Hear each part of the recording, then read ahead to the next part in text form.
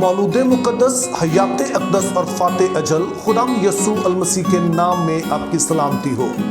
जैसा कि मैंने पिछले हफ्ते में इस बात का जिक्र किया कि चूंकि बहुत सारे हमारे बहन भाई हैं जो बाइबल में से बहुत सारे सवालात मुझे भेज रहे हैं, तो अगर मैं इन सवालात के जवाब हफ्ते के बाद दूं तो शायद सवालात जमा होते चले जाएंगे और आपके बहुत सारे सवालात के जवाब आपको नहीं मिल सकेंगे।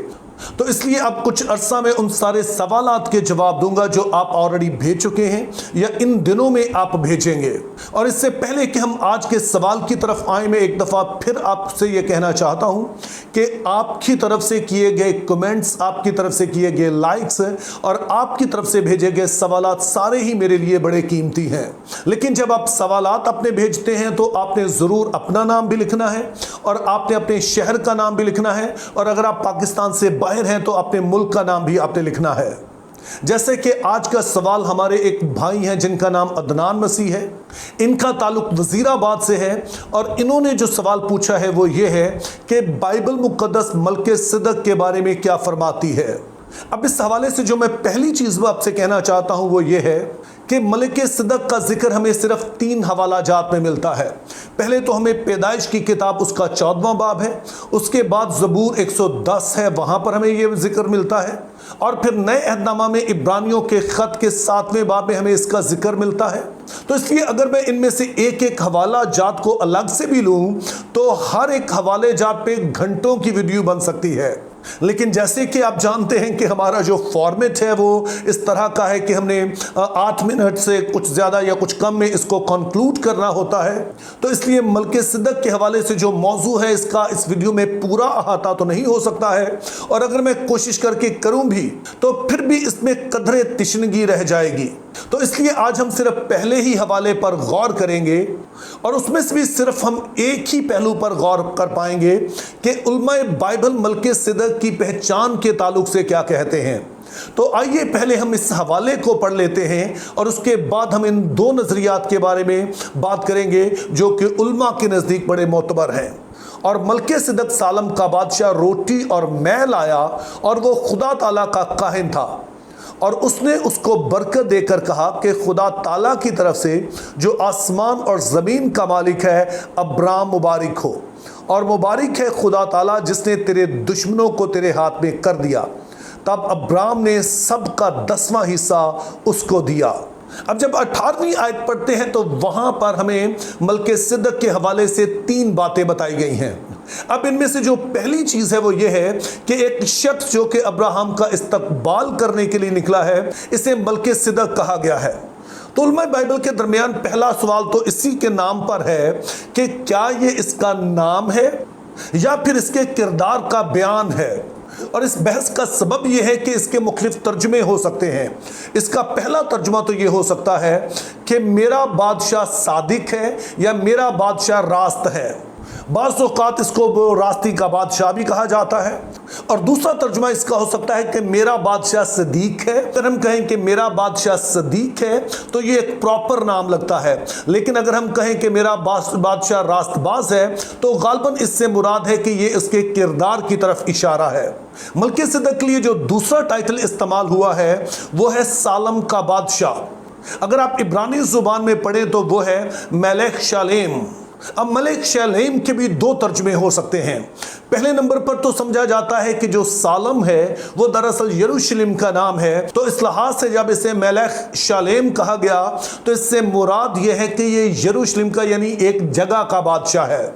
लेकिन शालेम चूंकि लफ्ज़ शालोम से ही निकला है जिसका मतलब होता है पीस, जिसका मतलब होता है अमन, सुलह, सलामती, तो इस लिहाज से इसको कहा जा सकता है कि ये सलामती का बादशाह है। तो यूं मलेक शालेम का जो तर्जुमा किया जा सकता है वो ये है कि मलके सिदक जो कि सलामती का बादशाह है या जो कि पुरअमन बादशाह है। और फिर तीसरी बात जो हमें बताएगी कि ना सिर्फ ये बादशाह है बल्कि ये काहिन भी है और खुदा ताला का काहिन है। अब उल्मा के दरमियान ये बहस है कि खुदा ताला से यहाँ पर क्या मुराद ली जाए। क्या इससे मुराद यहोवा है या इससे मुराद कनानियों के देवताओं में से कोई है। चूंकि एल जो था ये एक आम नाम था जो खुदा के लिए आप बोल सकते हैं और बहुत सारी कौमों में ये नाम लिया जा रहा था।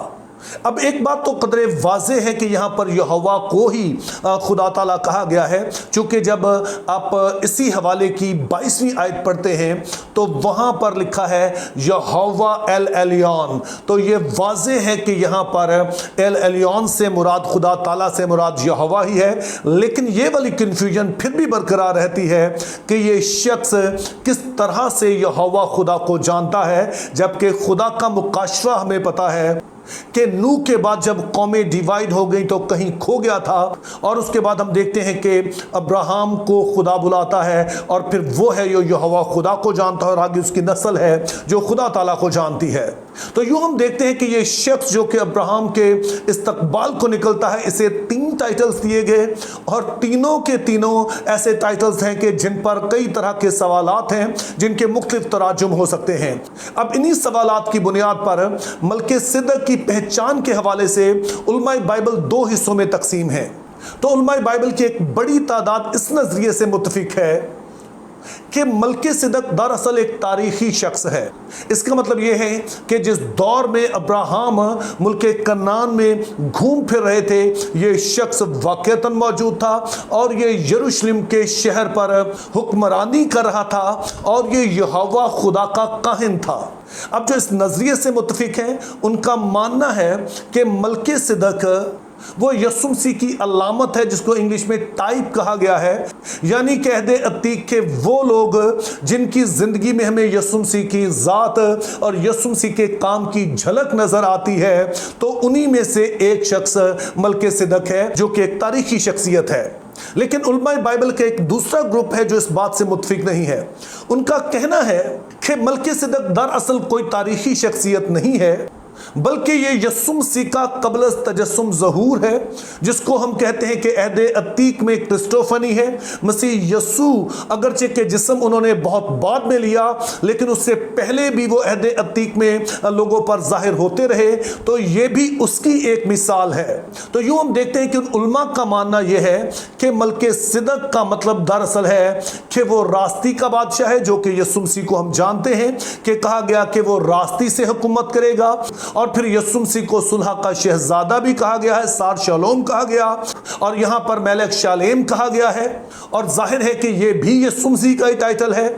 और फिर हमें ये भी पता है कि यीशु मसीह के बारे में ज़बूर 110 में पेशगोई की गई है कि वो सरदार काहिन है जो अब तक रहेगा। और फिर इसी बात का जिक्र हम इब्रानियों 7 बाब में भी पढ़ते हैं कि यीशु मसीह है जो हमारा सरदार काहिन है, जो कि खुदा के हुजूर में हमारे लिए शफायत करता है, और उससे पहले वो अपना ही खून लेकर खुदा के हुजूर में गया ताकि हमारा कफारा दिया जा सके। अब इन दोनों नजरियात में से किसी एक को चुनना कोई आसान काम नहीं है, इसलिए यह मुश्किल काम मैं आप ही को देता हूं कि आपके ख्याल में कौन सा नजरिया आपके दिल के ज्यादा करीब है। रही मेरी बात, तो मेरी गुफ्तगू अभी खत्म नहीं हुई है, तो इसलिए जब हम इस मौजू को आगे मज़ीद पढ़ते हैं तो फिर शायद इस मौजू के इख्तिताम पर हम इस बात को ज़्यादा वाज़े तौर पर समझ सकें। तब तक के लिए ये बात आपके सुपुर्द है कि आप दोनों में से कौन सा नज़रिया चुनते हैं। लेकिन आप दोनों में से कोई भी चुने, एक बात यकीनी है कि मेरा और आपका यीशु मसीह अजीम है।